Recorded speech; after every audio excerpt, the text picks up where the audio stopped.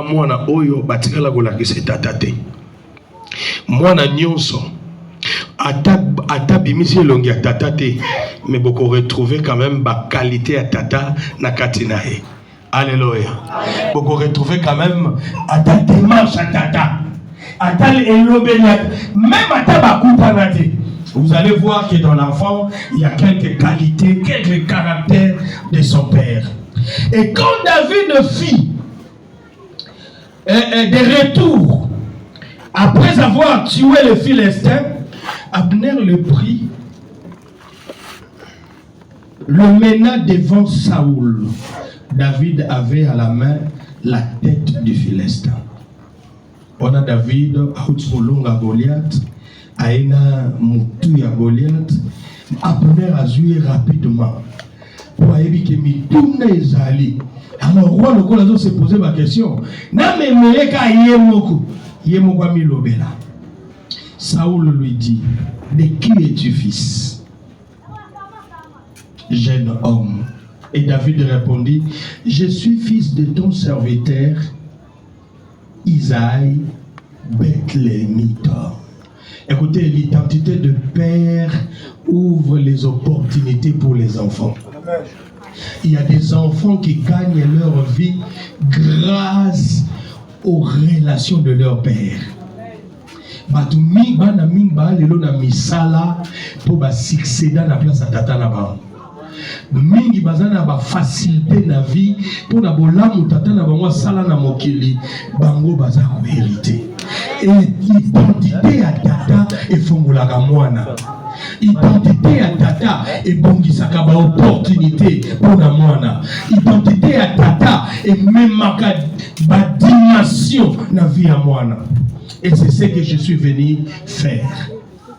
Il y a une alliance qui existe entre Lycien Nzambe et Jérémie Lycien. Le Dieu qui a béni Lycien, le Dieu qui élève Lycien, le Dieu qui accompagne Lycien, c'est le même Jésus que naye awa. Tango nyonso ba problème ko koma na lotomo. Bokanisa ete mwana oyo azana tata na ye oyo abunda akweya te. Alemate, atikate, azo continuer. Alléluia.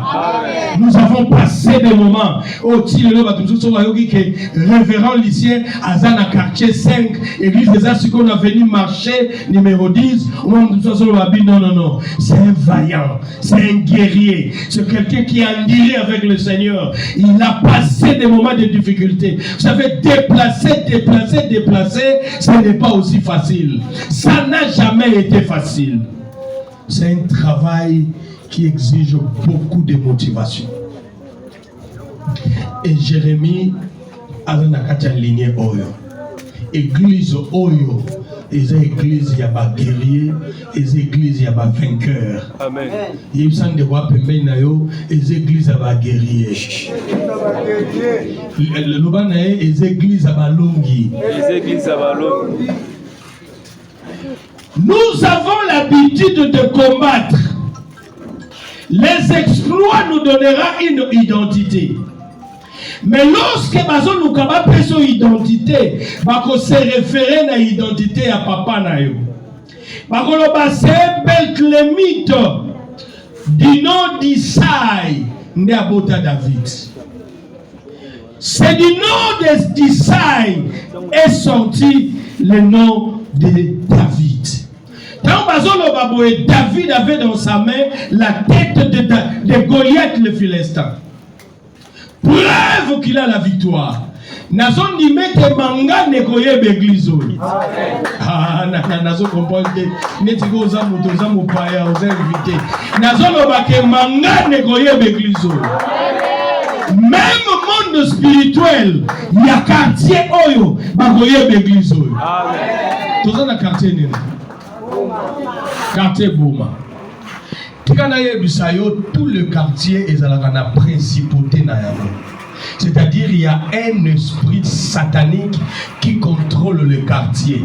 Et lorsque l'église est botami dans le quartier, ce qui est présenté dans le monde spirituel, l'église est connaître le combat, nous sommes 6 mois et kokite kangi, nous sommes 1 année kokite bakangi, nous sommes panzani, nous sommes botami na liboso kuna, nous sommes tikali koto, bamona bakomi ko bundana, au moni dislocation jusqu'à ce que va disparaître.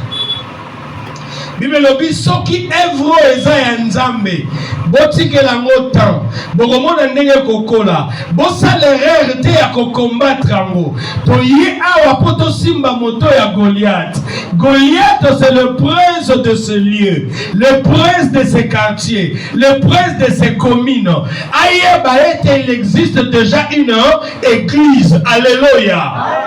Et que cette église vivra la victoire en victoire. Naotatola neno lo babunazo sapola. Sokeza na bando kina quartier ba yo kanga na yawa pona telemisa église oyo. Nazali moko ya banganga nzambe oyo bakoloba likambo pe salami. Église eza solution. Sokeza na moto azobela kotia wa kobimana maladie te. Sokeza na moto ayaka awa lokola lisano. Mokola ko comprendre que lisano ezalaka wa te. Bonzambe nde ezalaka wa vie na ye ko changer. Na mona batu baya maboko pamba lelo bazana biloko. Nazana bana l'église lelo bazo témoigner, ils ont acheté des parcelles, ils ont acheté des véhicules. Nzambe ya lola alokotaka de la poussière a élevaka avandisaka na trône oyo ya gloire. Tika nzamba lola sala bolam l'église oyo. Sokeza na batu bazana nuna bana te, bana posa bana, bandi mete moto a telemiawa, abondela pona batu babota. Alléluia. Sokeza na batu batika la vie na bango mobimba malade. Ndenge na tie makolo c'est pour arrêter tout. L'histoire de la guérison doit commencer. La vie prospère doit commencer. Le sérieux commence maintenant. Passage n'angeza blague te. Na leki wa te pona saloka plaisir. Na ye wa te pona sepelisa bino. Na te ndenge bino bolingaka. Bino bo sepela. Babeta nzenze bo binate. Suis là pour mettre des choses sérieuses. Na sawa na lokola nganganza. Na ina yebisa bino, on va identifier le fils par son père. Pourquoi? Parce que Moïse a passé 3 mois dans la maison de son père. Avant Moïse, oyo ya mai. Avant Moïse asololaka na Pharaon. Avant Moïse oyo akataka ebale na nzete ya loboko na ye. Avant Moïse oyo abwakaka nzete comme nyoka. Il a passé 3 mois dans la maison de son père. C'est là où il a été préparé. On lui a éduqué. On lui a affermi. Enseigné bonzambe. C'est comme Jérémie. Lelo yebi Jérémie à poto. Mais quand yebi Jérémie à poto, nga na yebaki Jérémie moko mwana moko nazo bondela, mwana moko nazo landa, mwana moko nazo luka. Mais tous les déplacements zo sala a manqué quoi associer nga. Avant que ne Luanda aye na bondeli, akomi na Luanda azobenga tozo bondela. Aye singa bi père dans 1 mois nazo longo Afrique na okende Europe, ngabi esala mandengwana. Akomi na Europe, abenginga, abi père maintenant je vais me marier. Na tunyozu moisi, abi père na zu moisi. On a commencé l'histoire de prière de bondela jusqu'à la mariage. Et c'est moi qui a consacré